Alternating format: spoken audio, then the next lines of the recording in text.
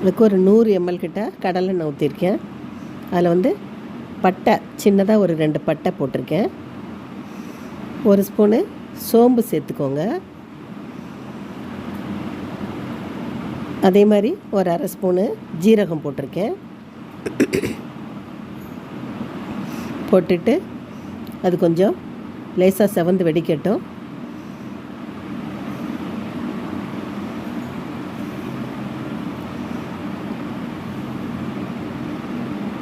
வெடித்த பிறகு சின்ன வெங்காயம் வந்து 1 கிலோ நண்டு தான் அது. 2 கருவேப்பிலை கொத்து உருவி போட்டுக்கோங்க. போட்டுட்டு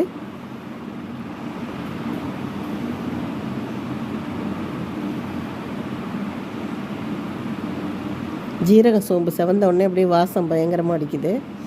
2 பச்சை மிளகாய் போட்டுக்கோங்க. நான் முழுசாக போட்டிருக்கேன், ஏன்னா காரம் இல்லைன்னா நம்ம அதை நசுக்கி விட்டு சாப்பிட்டுக்கலாம். அது வெட்டி போட்டோன்னா பாப்பா காரம் போச்சுன்னா கத்துவா, அதனால் நான் அப்படி போட்டிருக்கேன். நீங்கள் அரிஞ்சு கூட போட்டுக்கோங்க. நல்லா ஒரு 200 கிராம் சின்ன வெங்காயம் போட்டிருக்கேன். போட்டு அதை நல்லா உரித்து வெட்டி வச்சுக்கோங்க. அதை இதில் சேர்த்து நல்லா வதக்கிக்கலாம். கொஞ்சம் உப்பு சேர்த்துக்கலாம். அதில் உப்பு சேர்த்து வதக்கினா சீக்கிரம் நல்லா வதங்கிடும்.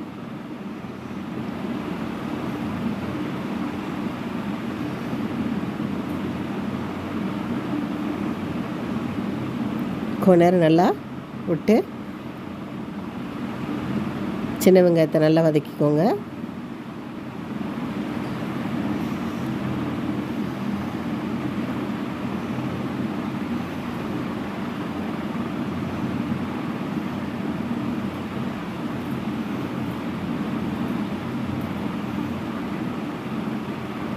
பாருங்க, நல்லா செவந்துருச்சு. இப்போ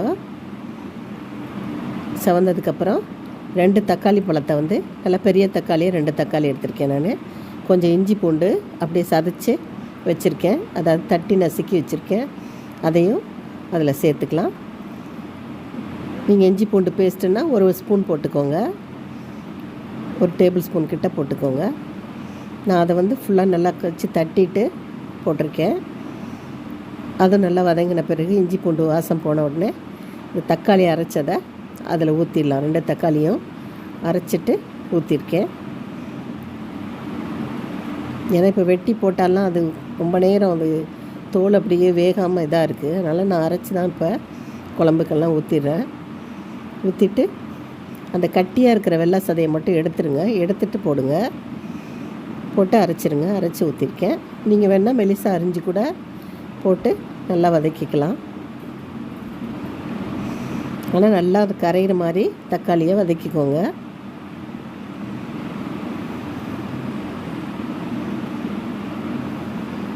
அந்த எண்ணெய் பிரிஞ்சு கொஞ்சம் வருது பாருங்கள், அந்த அளவுக்கு தக்காளியை வந்து வதக்கணும்.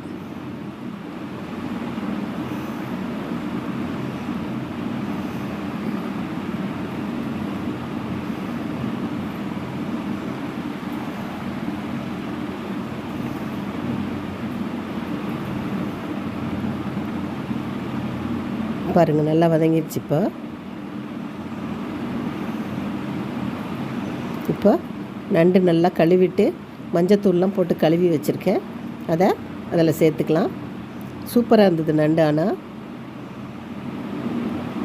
கொஞ்சம் சின்னது தான், ரொம்ப பெருசு கிடையாது. ஆனால் நல்லா டேஸ்ட்டாக இருந்தது.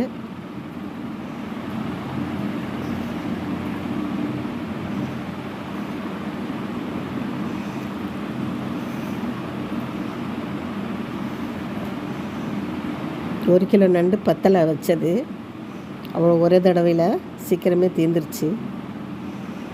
மத்தியானத்துக்கே பத்தலை எல்லாம் போட்டு அதை சாப்பாட்டில் போட்டு உடனே சாப்பிட்டு எல்லாம் தீர்த்தாச்சு. அது கொஞ்சம் மஞ்சத்தூள் 1 ஸ்பூன் போட்டுக்கோங்க.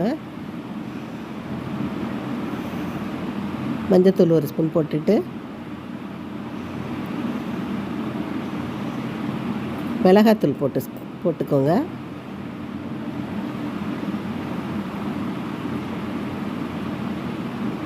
மிளகாத்தூள் 1 ஸ்பூனு. நான் காரம்லாம் கொஞ்சம் கம்மியாக தான் போடுறேன். ஆனால் காரம் புளிப்பெல்லாம் நிறைய போட்டால் தான் நல்லாயிருக்கும். நான் பாப்பா சாப்பிடணுன்னு கம்மியாக தான் போட்டேன், ஆனால் நல்லா டேஸ்ட்டாக தான் இருந்தது. ஜீரகத்தூள் 1 ஸ்பூன் போட்டுக்கோங்க. மிளகுத்தூள் 1 ஸ்பூனு. போட்டுட்டு மல்லித்தூள் மட்டும் நான் கொஞ்சம் நிறைய போட்டேன். ஏன்னா கொஞ்சம் குழம்பு திக்காகவும் வேணும். மற்றதெல்லாம் கம்மியாக போடுறதுனால குழம்பு தண்ணி ஆகிடும். அதனால் ஒரு 2 டேபிள் ஸ்பூன் கிட்ட மல்லித்தூள் போட்டுக்கிட்டேன். போட்டு நல்லா பிரட்டி விடுங்க.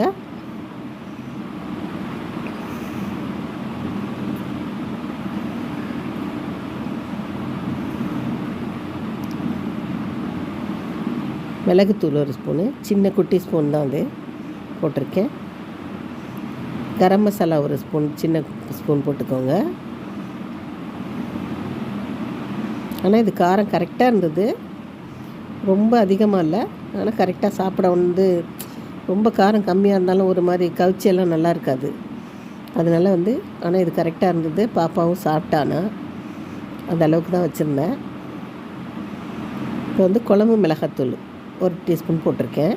அதாவது எல்லாம் கலந்து அரைச்சது. அது போட்டால் தான் எனக்கு பிடிக்கும், அதனால் போட்டிருக்கேன். சின்ன கோழி குண்டு சைஸுக்கு புளி கரைச்சி வச்சுருக்கேன். அந்த புளியையும் அதில் கொஞ்சம் நேரம் ஒரு 2 நிமிஷம் நல்லா வதக்கி விட்ட பிறகு இந்த புளியை நல்லா கரைச்சிட்டு அந்த தண்ணி அதில் நல்லா கொஞ்சம் வதக்கி விடுங்க. கொஞ்சம் நல்லா அந்த மசாலாலே நல்லா வறுத்து விட்டுட்டு ஒரு 2 நிமிஷம் வறுத்ததுக்கு பிறகு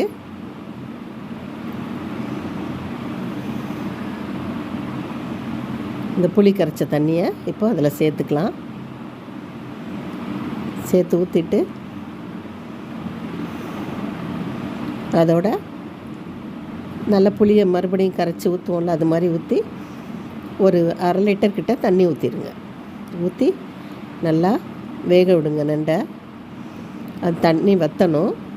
குழம்பு ரொம்ப தண்ணியாக இருக்கக்கூடாது நண்டு குழம்பு. ஆனால் சூப்புன்னா அப்படி வைக்கலாம். இது குழம்பு தான் வைக்கிறேன் நான். ஆனால் தண்ணி ஊற்றி நல்லா வெந்து இது வற்றட்டும் கொஞ்சம். அது வரைக்கும் நல்லா ஒரு 1/2 லிட்டர் கிட்ட தண்ணி ஊற்றிக்கோங்க. ஊற்றி நல்லா அந்த நண்டு முழுகிற அளவுக்கு ஊற்றி மூடி வைங்க.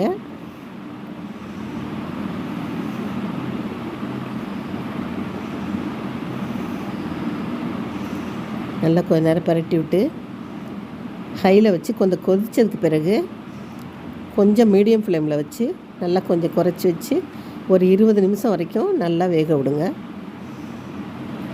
அப்போ தான் அது நல்லாயிருக்கும். ஹையிலேயே அப்படியே வச்சிடாதீங்க. இப்போ ஹையில் வச்சு கொஞ்சம் குறைச்சிருங்க. கொதித்ததுக்கு பிறகு அடுப்பை சிம்மில் வச்சு மீடியம் ஃப்ளேமில் வச்சுக்கோங்க. ரொம்பவும் சிம்மில் வச்சிடாதீங்க. வச்சு நல்லா ஒரு 20 நிமிஷத்துக்கு வச்சு ஆஃப் பண்ணிங்கன்னா குழம்பு சூப்பராக இருக்கும். வச்சு பாருங்கள் எப்படி இருக்குன்னு. நல்ல டேஸ்ட்டாக இருந்தது. நீங்கள் வச்சு சாப்பிட்டு பார்த்துட்டு எனக்கு சொல்லுங்கள் எப்படி இருந்துச்சுன்னு. ரொம்ப அருமையாக இருந்ததானா உண்மையாக. நீங்கள் வச்சு பாருங்கள், எனக்கு கமெண்ட்ஸில் சொல்லுங்கள் எப்படி இருந்துச்சுன்னு. பாப்பாவே சூப்பராக இருக்குன்னு சொல்லி சாப்பிட்டாங்க.